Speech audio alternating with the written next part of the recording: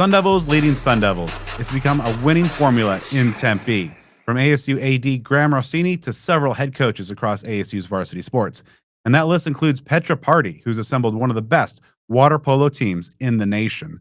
The daughter of a water polo Olympian, Pardi was a natural in the pool and made her way from Budapest to Tempe to play for the Devils. She would go on to earn All America honors, and after a year away from the sport, following her collegiate career, she returned to land a spot on the ASU coaching staff. Later, she took over as an interim head coach near the end of the 2022 season before being named the permanent head coach for 2023. Last year, she led the Devils to a 23-8 record, and heading into this season's home stretch, ASU is ranked number 11 in the nation. On this episode, we discuss the journey from Hungary to Tempe, how being a Sun Devil has changed her life, assembling an international roster, building a winning program in the desert, and so much more. So let's get to it. Here's my conversation with Petra Pardi. All right, Coach, thank you for joining me today. Obviously, we'll touch upon, the season as a whole, and also, as you guys are coming out along the home stretch with some pretty big matches ahead. But want to first take a look backwards at the most recent performance in Irvine. Your squad was able to get 3 out of the 4 wins there. What were some of your key takeaways from that showing? It was a very interesting tournament in the sense of we've experienced a lot of ups and a lot of downs and squished all together into one long weekend, Friday through Sunday. The Long Beach loss at our first game, I really wish we could have it back. We showed our true potential there for the first half of the game, and unfortunately, we were even close in the third quarter. We were only down by 2. I think we've talked about, like the things going into the last 8-minute push of the game, how we are going to come back into the game and how we're going to secure the win. Unfortunately, however, in the last 8 minutes, we completely fell apart. So that's something that I wish we could have back, but I'm very proud of the team's mental and emotional resilience of how we bounced back from such an upsetting 8 minutes on Friday to then getting 2 overtime wins against top-ranked opponents, one of which being Indiana, who is also a conference foe. So it was everything in between, right? The low lows and the high highs. So it was a good weekend for us, I think, overall. And our weaknesses got exposed, but so we found a lot of our strengths. So as of right now, kind of in this little mini break before kind of the home stretch with a lot of conference games ahead, sitting number 11 in the most recent rankings, how does that compare to maybe your expectations of this team, when you're thinking about, where you wanted your team to be at this spot in the season? We're a little bit lower than I wish we would have been. And I'm going back on the last 8 minutes of that Long Beach game. I think if we would have gotten that win, we would be ranked around 8. So I wish we would be a little bit higher, but it is where we are currently, and from here is where we have to continue to build to make sure that we continue to climb the rankings. Now, with this kind of little mini break before, kind of that home stretch, and you talk about some of the lessons learned kind of from that finish against Long Beach. How do you feel the team is kind of using this time off to prepare for, we'll talk about a little bit later on, but a pretty grueling stretch with a lot of ranked teams?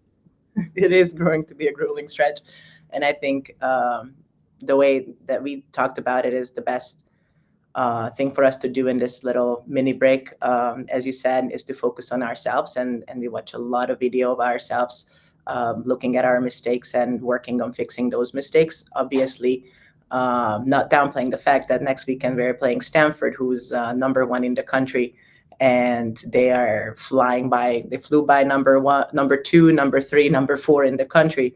By a pretty large margin. So it's going to be a very tough match that we are excited about. We definitely have to prepare against them, but I think the best preparation for us and to put ourselves in the best position for the rest of the season is to focus on our mistakes and ourselves and how we are fixing those. And when you, at this juncture of the season, you have a lot of big wins so far, a couple of losses to some quality teams as well. When at this juncture, what do you feel are some of the biggest strengths of this year's squad, and also some of those weaknesses you identified that you perhaps can see some improvement down the stretch? Absolutely. I think some of our biggest weaknesses is just the mental resilience. Physically, I think we can hang with any opponent in the country. We are well conditioned. We have a lot of firing power on our team, on our perimeter. We are loaded with a ton of great shooters. Defensively, we need to get on the same page and just the willingness to communicate more. Um, and what else can I say? The mental resilience parts, like how to put four really great quality coders together when we have a really good game plan going into the game, and it's shown in the first half. If you look at our UCLA game as well, we were right there with them. They were ranked number 2 in the country at the time when we played them. We were right there with them for 2 quarters, and then we couldn't finish the game, even though the game plan worked perfectly. So just that mental resilience, and if mistakes happen, like how we bounce back very, very quickly, because the game is very fast moving. There's no time to mourn those mistakes. We'll talk about it after the 32 minutes of game time is over. So when you look back at last season, of course, one of the top scorers in program history was on the roster. And so, heading into this year, how are some of the ways you're able to kind of replace that? And obviously, Millie Quinn has been able to step up so far and really seem to be one of the breakout players. And after continuing a strong career. Yeah, it was definitely a sad day when Luca Petrovari graduated from the program after finishing her career on such a high note. But she's still around the program. She's our graduate assistant coach, and she continues to do great work in the water every day with the girls, and continues to coach them and pass off as much of her knowledge and tactical and technical skills as she's had. So we're very lucky to have her. If you look at Millie Quinn, she's had a standout performance so far this season. So she's really stepping up to fill Luta's quote unquote position on the team, but so are a lot of others. If you look at Kat Featherstone, she had an okay freshman season, and this season she's doing a lot of great things for us. So is Jasmine Dickmans, so is Itziar Almeida, freshman, and a lot of the freshman class are stepping up, and maybe their efforts aren't showing necessarily on the scoreboard in the form of like goals, but they are doing a ton of like the defensive work, the assists, the steals, the communication that we need them to do. So I think, meanwhile, losing Luca is tough, and we wish we could have her for many, many more years. It's unfortunately not the reality. I think everybody else is doing a great job stepping up and making the team overall more well-rounded than it was last year. One of the core components of any successful program is a healthy team culture. What would you feel are some of the key tenets of the Sun Devil team culture that you've built with this water polo program? Absolutely. Team culture is extremely important for us, and it's something that I talk a lot in the recruiting process with recruits as well. Is obviously we want to recruit top talent, but we also want to recruit really great players, because there's only so many hours in the week that we spend together in the water training, but then they spend the rest of their days together doing treatment, studying, going to classes. They all live together. So it's really important that we have a cohesive team culture, and the voices in the locker room are all steering the ship the direction that we all need it to be going, right? So I think our staff does a really great job of having a holistic approach to the team and to each individual athlete, that we are not only, coaching the X's and O's, but we're also putting in a lot of time connecting with each of the players individually, and kind of fostering, their mindset, their headspace, truly getting to know them, the challenges that they're facing, and making sure that the team dynamic stays very, very healthy, competitive, but not over competitive to the detriment of the team culture. Of course, one of the interesting things about this Sun Devil roster is the international flair of it. I believe players, 7 total countries, repped on this roster as well. What's the process like of building a roster, from so many different parts of the world, and also maybe in talking about the last question, maybe a little bit, kind of getting all those folks from different parts of the world, on one page. Yeah, I think to me that's like the most exciting part about being a coach, is how do we bring in so many people from so many different cultures and experiences, from so many different water polo backgrounds, and make it be united. And honestly, everybody so far that we recruit internationally, they truly want to be here. They want to be Sun Devils, and they do a really good job learning from each other and growing together. So I've had an easy job so far this year. I'm knocking on wood here.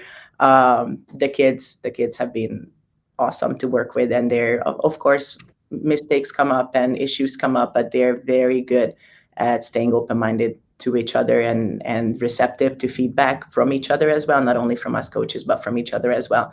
And they really just want to be like good people. What's been your favorite part so far of being in charge of your program, leading the Sun Devil water polo program, your alma mater?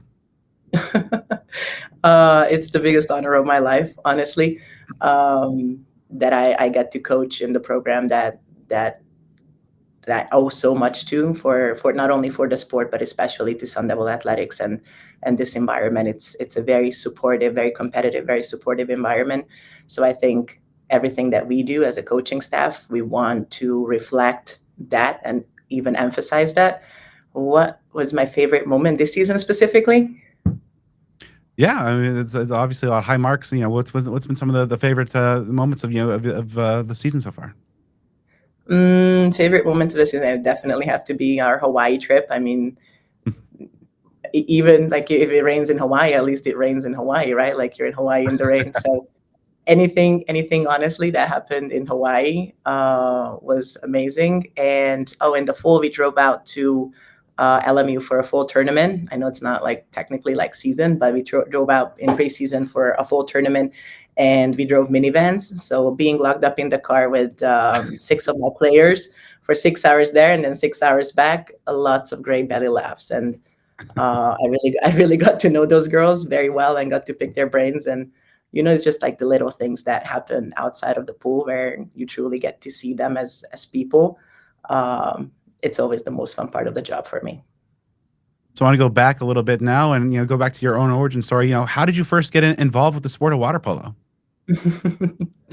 So my dad actually, I grew up in Budapest, Hungary, and my dad was an Olympian. He played water polo with the Hungarian national team in 1988 in Seoul.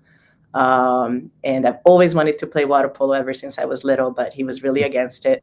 It didn't ever, for whatever reason. I was an only daughter at the time. For my brother, he's 9 years younger than me, and it seemed like a very natural path for him. Like, oh, of course he's going to be a water polo player. I don't know why. I had to beg my dad to let me play water polo, and pretty much from day one, it was a passion. I loved it. I loved the team aspect of it. I loved the physicality of it. I loved the technical aspect of it, the mental resilience aspect of it. So yeah, I loved it from day one. And after I graduated from ASU, I was lucky enough to be recruited here at ASU. Honestly, it was kind of a shot in the dark. I barely spoke enough English. I don't know how I passed my TOEFL exam to even be able to be accepted to ASU, but I think I just had a lucky day and guessed really well on the test. I ended up here, and it was the greatest thing that ever happened, and everything good that happened in my life came from that day forward. I met my husband here at ASU. He's an alma mater of ASU now as well. We have our son here together, and yeah, the rest is history. So when you finally got the okay from dad to jump in the pool and start playing, at what point in your young career did you realize like, hey, I'm really good. Like my skills in this sport can take me places? I think my coaches were telling me a lot that I had a lot of talent. Of course, when you're a kid, when you're 14 years old, you just want to have fun with your teammates and you want to enjoy, practices and the locker room environment and the team travels and all of that. I was always very tall. I always had crazy long wingspan. I'm left-handed, which is unique in our sport. Gives me a little bit of a different advantage on the right side of the pool. And so my coaches always told me that I was very talented. Then only a year and a half of playing water polo, I was invited to be part of the youth national team. And that's when I first like, oh, maybe I am talented. Um, so yeah, I got lucky also because I had great coaches growing up, and they really put in a lot of extra time into me to make sure that I was tactically and technically sound. So I owe a lot of that to them. What was that experience like for you? Being called up and being able to represent your country in that way of just obviously not just as validation of your skills and abilities, but obviously just the patriotic aspect of representing Hungary. Oh, I was so proud. I don't think I fully understood yet what it meant, as I was only 16 at the time. Um, like I could have, probably I was pretty talented. It all seemed like, well, I just get to have a lot of fun with my teammates and do the sport that I love. At the time, it didn't seem like it. I spent hours, of grueling work at the time. I think that aspect of like the having to work for it and to really stay at the top like only came when I arrived at ASU and realized, the competitive nature of NCAA and the top opponents that are in our conference. But obviously, it was an incredible feeling, and I was very proud of myself to be able to represent my country in the similar way that my dad once got to as well. You kind of mentioned a shot in the dark aspect. Landed you here in Tempe. So what was the process like? How somebody from on another side of the world ended up here, in Tempe with the Sun Devils. Yeah, the reason I say it was a shot in the dark is one, my English wasn't very great. Two, actually, my dad ended up passing away only a year after I started playing water polo. So I didn't really have his guidance as to like what would be the best choice for me. I grew up obviously with a single mom, my brother, and I. Afterwards, my mom didn't speak. She still doesn't speak any English, despite the amount of time she spends here in Tempe, Arizona, with us. So I really didn't have a lot of advice to go off of. My mom was awesome and very supportive. But she said, like, this is your journey. If this is where you want to come, like, you have to go figure it out on your own. And I was recruited at a couple other schools. ASU seemed like the best fit for me, not only financially, but just the environment itself as well. And I made the best possible decision as I could, because like I said, I owe everything great in my life happening from that point forward. Of course, once you got in the pool here for the Devils, an illustrious career, 157 career goals, if I'm not mistaken. Does one of those goals as a Sun Devil, maybe hold a special place in your heart, as top of the list of your favorite that you scored? I scored a goal against USC, actually, that I very vividly remember, because in the net was my old national team teammate, Flora Bologna, for USC. And so her and I grew up together. We were roommates on every national team trip. We trained together. We were teammates on the club scene as well, or in the club scene as well. So I knew she would know all my shots and all my tendencies, right? But our assistant coach at the time, Stefanos Leandros, has been working with me for a couple of weeks to craft a new shot, and I was able to hit the shot, and it went in, and I was very proud of myself. And you could see her being surprised. I was like, "When did you learn this?" Awesome. So, a little bit of a hypothetical here. How would you, the player, fit in Coach Pardi's team, currently? Depends on freshman Petra or senior Petra. Ooh, that's good. Yeah, maybe both. I mean, I'm assuming maybe the senior might be a little more fit and a little wiser. Yeah, senior Petra would be a lot wiser. So what advice would you go back and give yourself, right now, with all the experiences and now leading the program to Petra back, stepping foot on, day one as a Sun Devil? I think to embrace the mistakes, and that's a lot that I'm trying to teach my players, that there's no such thing as a perfect game of water polo. Mistakes will inevitably happen, but it's how quickly we can recover from those mistakes and not get too down on ourselves, but just rather have like a next play mindset. So if I could teach that to everyone on this team, I think we'd be in a great position. When did you first consider, getting into coaching? Whenever your playing days were done? Pretty much immediately after I was done with my career here at ASU. I took a year after I graduated, and I went and worked somewhere else, and I had the most boring entry-level desk job, and the days just kept repeating itself, and every week looked the same as the week before. And that's when after a couple months of that, I started to realize that I'm a very competitive person. I need to be around people. I need to be in a high performance environment. I need challenges, and I really, really missed water polo. And I was lucky enough that I was able to come back and be the graduate assistant of the program after taking a year of very boring desk job things. And honestly, it was the best thing that happened to me, to be able to come back and not only give back to the sport that has given me so much, but specifically to the program that has given me so much. Who have been some of your most profound coaching influences along the way? Maybe some things that you took from them that incorporated into your own kind of coaching skill set. I think every single coach that whoever coached me, or even if I just watch them from across the pool deck, I draw from all of them. You know, whether it's a positive that I was like, wow, that's great. I want to be like that, and I want to mimic that coaching style or that behavior, that approach, or the opposite of that, because sometimes like seeing what not to do is just as informative as seeing what to do.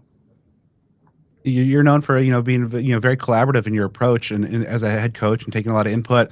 How has that style, come along over the years? Because, sometimes some coaches might just think that their word is the law, but others are more open to other perspectives that help shape, how they manage their team. I think I grew up with a lot of coaches that thought that their word was the law. And maybe back when I was young, that approach was the complete right approach, and it worked. I think in today's generation, with today's athletes in the environment that we are currently, I think it's more of a conversation, and my players have a lot of input as to what they think is right, what they think is wrong. Does it mean I always agree? Absolutely not. But I get to have these conversations with them to steer their headspace and to make sure we're all on the same page about it. So, obviously you're on staff for a number of years, and then of course, made the interim head coach near the end of a couple seasons ago. What were, and that's tough spot for any person taking over kind of in the middle of a season. What were some of the biggest immediate challenges, when you were thrust into that role that you found? Oh, the following weekend we were playing against UCLA, that was ranked number 2 in the country, and the weekend after we were playing against USC, was number 1 in the country. And that was my first time ever head coaching a game, and me having to be on the sideline and think quick on my feet to make the right in-game adjustments. I was very nervous about it, but thankfully I had the entire roster to back me up, and they were incredible to work with. And then the first full season and an 11-13 record. But then last year, great success and over 20 wins. Going back to that first full year at the helm, we have some struggles there. What were some of the key lessons you took away that you thought played a big role in helping to have the great team success you were able to oversee last year? Yeah, so that it really highlighted the importance of recruiting, and what I said at the beginning of bringing in the right kids, quote unquote, not only the right athletes that have a incredible talent or potential, but only the right kids that are going to be willing to stick through the ups and downs of a season, and the challenges, and to want to grow together. So that was something that was immediately highlighted in that first year, and really just to have patience for the process, not for me and for them, because I'm one of my worst qualities is that I'm extremely impatient. So I was taught that right off the bat.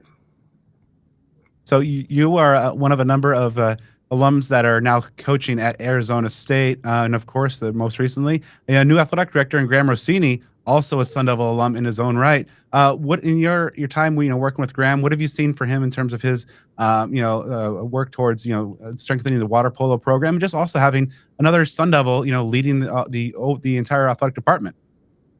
I think it's amazing that so many of us, from Graham Rossini down to about half of us head coaches at this point, we are alums. And I think if you talk to any of us separately, we would all say the same thing, that our years as Sun Devils that we spent in this environment were some of the most transformative years of our lives, and became better individuals because of those years that we spent here. And honestly, I think it's a very special bond between all of us, that we get to continue to affect positive change in this environment. And yeah, Graham Rossini has been a great leader. So many wonderful changes have happened since his leadership. Not to take away from Ray Anderson, he's done a lot of positive things as well. But I feel like us as an athletic department as a whole, we are in a very great situation and in a great place right now. All right, so looking forward now, we talked about a little bit early on, kind of a tough stretch here. 5 matches ahead against if I'm in the latest rankings, the number one, the number two, the number five, the number 15, and the number 18 teams in the country. Three of those matches are at home. What do you want to see from your team over the course of these five very tough matches? Resilience, incredible amount of resilience. And I think athletically, we are in a great place. We have a lot of talent on our roster.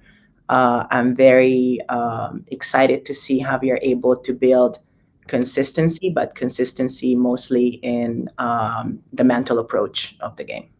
I think if we can put four quarters together and stick to our game plan, then we can take on anyone. So of course, playing the MPSF, the toughest water polo conference in the country. It's kind of an iron sharpens iron. What do you see from the benefits of that program? Obviously, having so many ranked teams on the schedule, but also just kind of the benefits of going against the best competition in the nation. Absolutely. I think strength of schedule is never going to be an issue for our program, being in the MPSF schedule or being in the MPSF conference. Like you said, iron sharpens iron, and I think the very great thing about being a part of our conference is that there's not a single week or weekend where you can kind of just sit back and relax.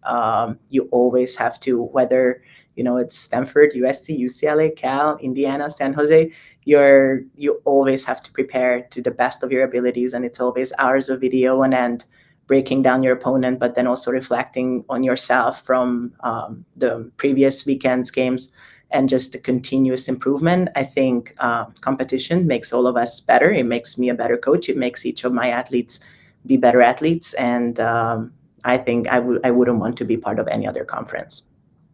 You've been part of tournament teams both as a player and as a coach as well. Obviously know what it takes for a team to get to the postseason there. What do you think this team needs to do over the coming weeks to lock up a spot in the tournament?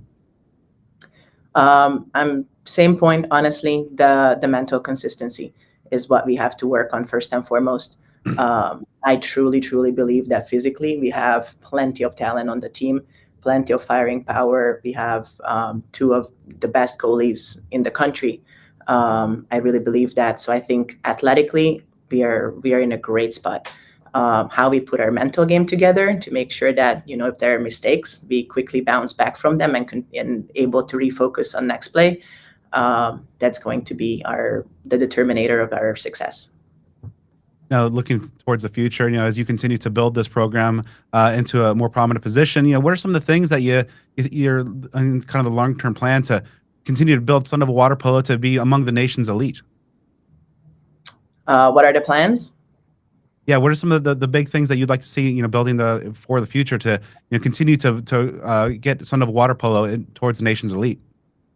Absolutely. I think we're in a good place. We continue to improve and build every year. If you look at the last three recruiting class, and I dare you, please keep an eye on class of 25 when they arrive as freshmen on campus, the best recruiting class we've ever had in program history. So I'm very excited.